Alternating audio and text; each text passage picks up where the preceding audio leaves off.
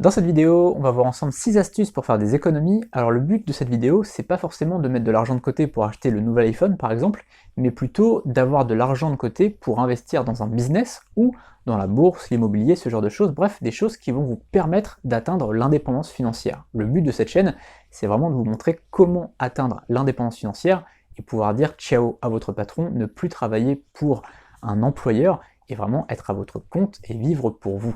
Donc dans la description juste en dessous, vous verrez des liens vers mes formations gratuites et vers mes formations premium pour vous montrer comment vivre de votre business en ligne. La première étape, elle va être assez courte puisque ça va être de mettre dans un tableur la liste de vos rentrées d'argent chaque mois. En général, si vous êtes salarié, il va y avoir juste une ligne ou deux, donc si vous êtes seul ou si vous êtes en couple, en général, il n'y a pas beaucoup de sources de revenus différentes. Mais si vous avez d'autres sources de revenus, par exemple si vous faites déjà de l'immobilier, n'hésitez pas à le noter. La deuxième étape, ça va être de réfléchir à comment vous allez pouvoir augmenter vos revenus. Donc vous allez réfléchir aux différentes sources de revenus que vous pourriez faire. Alors juste en dessous dans la description, vous avez mes formations, comme je vous le disais, vers mes formations blogging, dropshipping, MLM, freelancing. Et donc déjà, ça va vous donner un petit peu des idées de choses que vous pourriez faire. Mais évidemment, sur Internet, par exemple, vous pouvez faire beaucoup de choses. L'idée, c'est vraiment de réfléchir sur la durée, ce que vous pouvez faire pour augmenter vos sources de revenus. C'est pas de dire, tiens, je vais faire une foire à tout, je vais gagner 100 euros, parce que la foire à tout, ça va être une fois dans l'année ou deux fois dans l'année. Là, c'est vraiment de créer des sources de revenus supplémentaires. Ensuite, la troisième étape, ça va être de lister cette fois-ci les dépenses que vous avez chaque mois. Donc par exemple, ça peut être votre loyer, les dépenses liées à la voiture, ça peut être les dépenses liées à la nourriture en moyenne, combien vous avez par mois de dépenses, ça va être vos factures, les factures d'eau, d'électricité, de gaz, etc. Les abonnements, si par exemple vous avez l'abonnement Netflix ou l'abonnement d'internet, etc. Tout ça, vous allez le noter, le lister dans votre tableau. Et ce qui est bien, c'est d'avoir un tableur avec d'un côté toutes les dépenses, d'un côté tous les gains que vous avez par mois. Comme ça, vous avez les deux colonnes et au moins c'est clair. La quatrième étape, ça va être de reprendre votre liste de dépenses et de réfléchir à comment vous pourriez faire des économies chaque mois.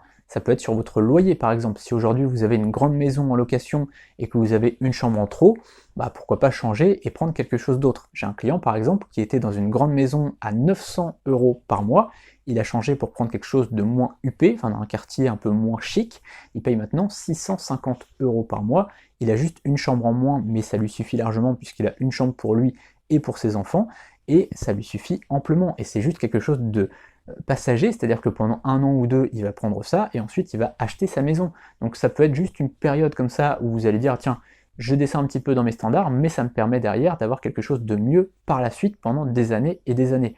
Ça peut être aussi sur vos factures. Est-ce que votre abonnement d'internet vous convient? Est-ce que vous ne pouvez pas trouver quelque chose de moins cher? Votre facture de téléphone, par exemple, vous pouvez sans doute trouver quelque chose d'aussi bien, voire mieux, pour moins cher. Vous pouvez aussi faire des économies sur votre assurance de voiture. Par exemple, moi j'ai économisé 100 ou 150 euros sur mon assurance de voiture par an. C'est toujours ça, c'est toujours des économies supplémentaires. Et mis bout à bout, si vous arrivez à faire des économies un petit peu sur tout, par exemple sur votre facture de gaz, d'électricité, etc., ça va faire une sacrée somme sur l'année. La cinquième astuce, ça va être de programmer un virement mensuel, donc en début de mois, vers un livret épargne. Donc en fait, l'argent va sortir de votre compte courant vers un livret épargne, et donc vous allez programmer par exemple 100 euros, 200 euros, 300 euros, en fonction de ce que vous gagnez et de ce que vous dépensez chaque mois, et au moins cet argent, il est stocké. Je ne dis pas qu'il va rester sur le livret épargne, c'est pas du tout le but c'est de faire travailler cet argent, soit pour la bourse, l'immobilier, votre business en ligne, peu importe, mais en tout cas, l'argent, il est stocké déjà. C'est en fait de le faire sortir le plus rapidement possible de votre livret, de votre compte courant, puisque s'il est sur votre compte courant, vous allez sans doute l'utiliser. Alors que si vous avez 200 euros par exemple qui partent en début de mois sur un livret épargne, finalement vous y pensez même plus, vous savez que vous les avez plus, donc vous les voyez pas sur votre compte, donc vous n'allez pas les dépenser. Et donc, ils vont sur le livret épargne, et après vous pouvez les investir intelligemment pour gagner de plus en plus d'argent. Et enfin, la sixième astuce, ça va être de retirer de l'argent pour les loisirs, donc restaurants, cinéma, etc. En début de mois, vous allez retirer une somme, ça peut être 200, 300, 400 euros, là aussi en fonction de votre argent, en fonction de votre budget. Vous allez retirer une somme, tous les mois pareil, et vous allez donc avoir de l'argent comme ça en liquide.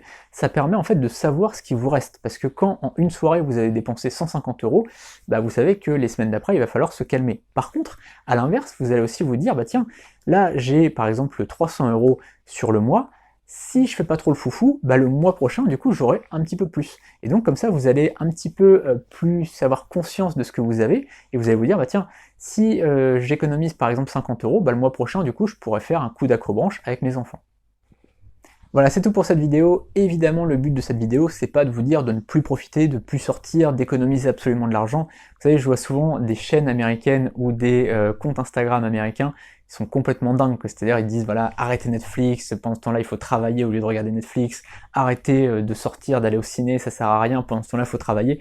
Non, il y a un moment, il faut vivre, quoi. C'est important de vivre, c'est important d'avoir des loisirs, c'est important de passer du moment avec sa famille, avec ses amis, et donc continuer à faire tout ça. Mais le but de tous ces conseils, c'est de savoir vraiment gérer son argent, d'avoir vraiment une meilleure vision de tout ça, de tout l'ensemble, des dépenses, des gains, de ce qu'on dépense pour les loisirs, etc. Et de mieux gérer tout ça, de mieux avoir une connaissance de tout ça. Et le but, c'est évidemment d'avoir un petit peu d'argent de côté pour pouvoir chaque mois investir soit dans un business, soit dans l'immobilier, soit dans la bourse, etc. Et donc de pouvoir devenir indépendant financièrement. Comme je vous le disais, juste en dessous, il y a le lien vers mes formations gratuites et premium, et on se retrouve très bientôt pour une nouvelle vidéo. N'hésitez pas à vous abonner juste en dessous sur s'abonner. A très bientôt, salut.